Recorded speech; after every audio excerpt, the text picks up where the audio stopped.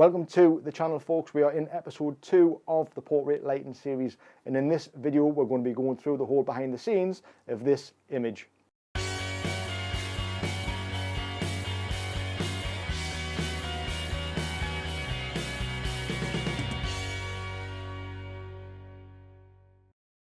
So we're going to break down this image step by step, and we're going to go through all the camera settings, we're going to go through the lighting gear that was used, and more importantly the lighting position. Now if you guys don't have the same lights that I have, you can recreate this look with the lights you have. Just make a point of knowing where I'm positioning all the lights, so if you guys can go away and try this look out yourself. So before we start, if you guys haven't already checked out episode 1, I'll pop a link in the description in a card above so you can go and check that video out, where we had another shoot with a different type of lighting setup. So for this image we decided to swap out the backdrop, so we went for a grey hand painted backdrop. So before we started shooting, me and Ashley went through a couple of different poses that we would like to try, and that's a kind of good way to help just move the shoot on a little bit more. If you've got some ideas beforehand and you've already spoke about it, just to recap on those ideas. So once we've made it for the light and we've got the exposure correct on the subject from the main light, the next thing to do was to set up the hair light. Now I just have that light in a standard reflector with a 60-degree grid.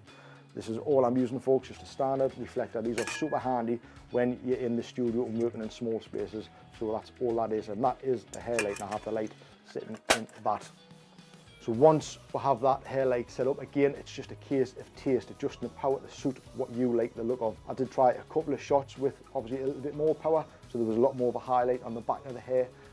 But I kind of toned it down for this shot, so obviously it's just a little subtle light on the back of the head of Ashleigh, which works really nice. So the next step in this lighting setup was to add a fill light. Now there's a few ways you can do this. You can set up another softbox or a smaller light source if you wish, just to lift those shadows, but me working in a small space like this, it's not ideal to set up another softbox. So what I'm doing is I'm bouncing my light off the white wall, which is behind the camera now, and that's bouncing the light back in Ashleigh and just lifting those shadows. Now this gives you great control over the whole lifting of the shadows. You can get to choose how dark and how light you want those shadows, and it's a super effective way to work, and I really enjoy working like this. There's a lot of freedom with this type of setup, because obviously although I want the shadow pattern falling in the Rembrandt style, if Ashleigh just turn her face towards the light, you're still getting a nice lovely light falling down on Ashleigh's face, and you'll find it'll just create that lovely little S shape on the cheek down the side too. So there's a lot of freedom in this type of setup, and especially when you're using the fill light as well to lift those shadows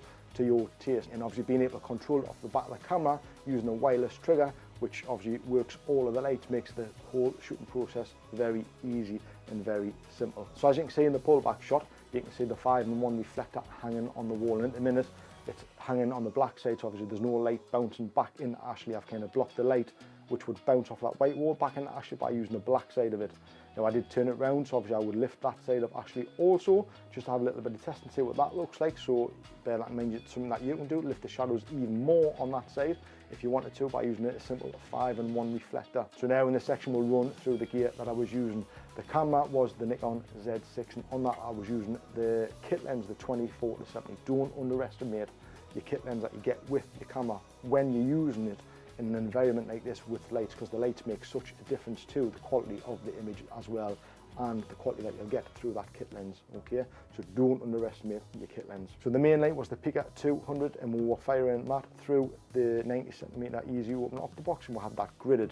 The backlight was just the 580 Mark II speed light. Now I have that there because obviously I can shove it right up into the rafters, into the roof, and get it high. Anything bigger than that, it won't squeeze, so the 580 Mark II is perfect for that, and it's a perfect little hair light. So the fill light we're using was the City 600. I have that hanging on my ceiling on my DIY lighting rig.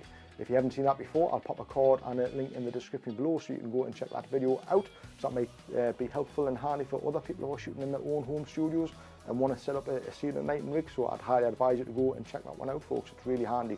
And that was firing again through, I actually fitted a standard reflector to the City 600, and that was firing against the white wall, which is behind the camera now, and I was using that as a fill light because that light was bouncing back and just lifting those shadows on Ashleigh. So there you go, folks, that is it for this video. I really hope you've enjoyed it, and I really hope you get something out of it.